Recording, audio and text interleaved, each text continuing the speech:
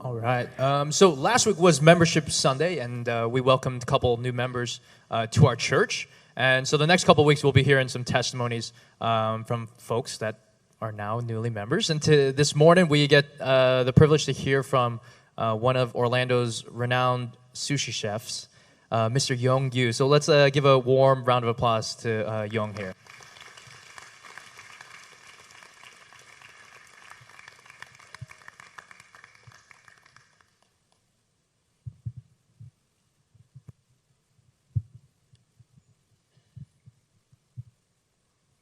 This is actually kind of nerve-wracking. There's a lot more of you than I thought. Hello, everyone. My name is Yong. I'm currently a chef, mainly a Japanese sushi chef. I'm the youngest of three. My older sister, her name is Pyeol, or in English, it's Star. Very beautiful, super smart, like full ride to Georgia Tech smart. Super talented. She was 12 years older than me. I also have a middle sister. Her name is Hayoung. I think it literally translates to glory of God. Unfortunately, both my sisters have passed away. Hayoung was swept away at the beach in Korea when I was 1. And my older sister died in January 2010 because of cancer. I think it's best to start with my family moving to Jacksonville when I was in 3rd grade. We had a small gas station in the center of a mobile park area. Our family would go to church together, but as time went by, we all began to drift away from church for one reason or another. My sophomore year in high school, I met one of my closest friends, Sung Kim. He convinced me to ride the bus with him on Fridays after school so I can go to his house and then go to church for youth group. After this, I started attending church again. My life started to change once my parents divorced in my junior year in high school.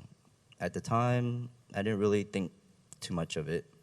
I didn't spend too much time with either my mom or my dad because they worked so much, so I thought, why would this divorce affect me?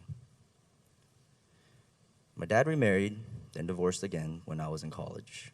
At that point, I dropped out of school to help my dad run the store. A year later, my dad wanted to start over by moving to the West Coast. He asked me to go with him, but I decided not to go. I wanted to experience life on my own without the guidance of my parents. I was 19 then. From 19 all the way up until now, it's been very hard. Physically, emotionally, spiritually. I encountered verbal and mental hurt from the very church I attended and served for many years, and I was in a lot of relationships that were either hurtful or not good for me. Around this time, I started to walk away from God. Right after I helped my dad move to the West Coast, I was enlisted in the Army. However, my tenure with the military was a short one. In my 3rd year in enlistment, I was about to be sent to Iraq. Before we were deployed, we were allowed to go back home and spend time with our family. Not having anywhere to go, I went to my friend's house, who at the time was in college. I did some drugs and things I shouldn't have. And once I came back from break, everyone in my unit was drug tested and I failed, and I was discharged. After coming out of the military, I disclosed this information to one of the elders at the church I was attending. Word got around fast about my discharge, then rumors. Honestly, I don't even know what the rumors were being said or spread. All I knew was the rumors were not good. I had no place to live, no future. The pastor heard about what had happened and took me in, but the people within the church started to criticize him. I found work eventually, went to school, started to build a life apart from the church. Why would I want to associate with people at church if they talked bad about me? I was called dirty, lazy, no good. I was judged for my decisions and actions I felt were unfair. And these people called themselves Christians. Why would I want to associate with a group of people who do not follow the Word of God? Why would I want to support and be around the people who put each other down? At this time, I was also dating someone at the time. When the parents of the girl found out, they told me, "You don't have any future, you're not a lawyer, you're not a doctor, you're not anyone important, so don't talk to our daughter until then." I was 23 or 24. Eventually, I made it down to Orlando without a degree or any job skills. Somehow, I got into making sushi, working below minimum wage. For me, how much I got paid didn't really matter. I had nothing. I was living at Sung's college house, doing nothing. When I was working at the restaurant, it let me focus on something other than feeling rejected and worthless. I worked really hard. I felt like I was making progress. Eventually, the hard work paid off. I worked my way up, got an associate's degree I paid with my own hard-earned money. Had several opportunities to be executive chef and run some really nice restaurants. I finally felt that I had identity, worth, and a sense of belonging in a community. However, I never felt satisfied. I got mad when things didn't go my way.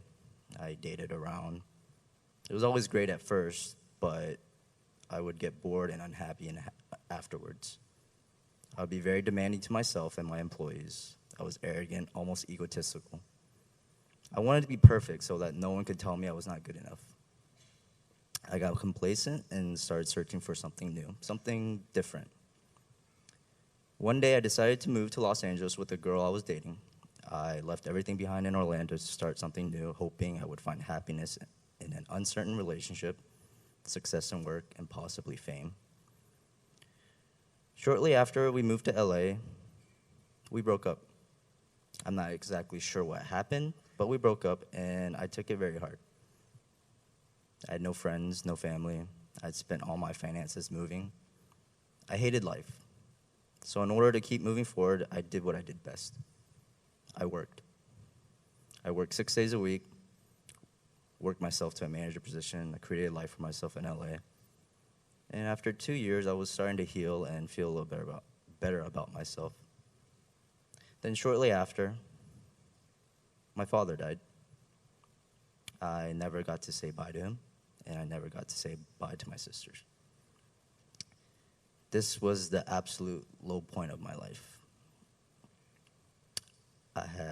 At that point, I had made a few friends in LA, but I still felt a huge hole in my heart. Still felt lonely, alone. And to find out my father died, I can't explain in words how I felt. The middle sister I never got to know, my oldest sister whom I should have been more supportive instead of being critical of her lifestyle, and now my father who out of everyone supported me the most emotionally and financially, just gone in the blink of an eye. I began to ask, why am I living? For who and what am I working and striving so hard for? I felt sad, angry, and even more broken and useless than before. I wanted to kill myself. There were days where I would go into work and just cry in front of my employees. I was a mess. And after a few months after that, I quit my job in LA to move to Seattle with my mother. I started working in Seattle, found success there too, met and worked with a lot of big name Japanese chefs. However, I still felt empty. I would go to work and go home, play video games. I had no purpose in life, nothing to look forward to after work. February of this year, I went to Korea to visit my relatives. All of them who I haven't seen in years showered me with love and went out of their way to make me feel comfortable.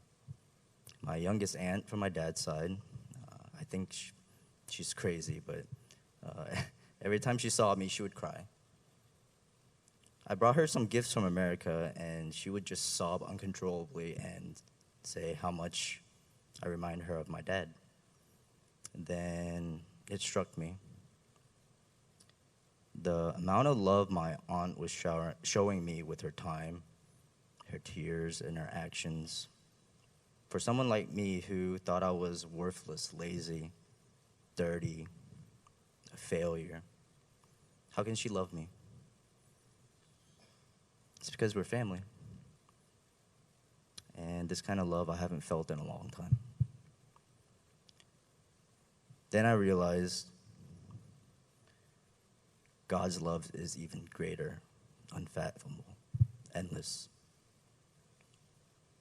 I've been away from God so long, done so many sinful things, been selfish.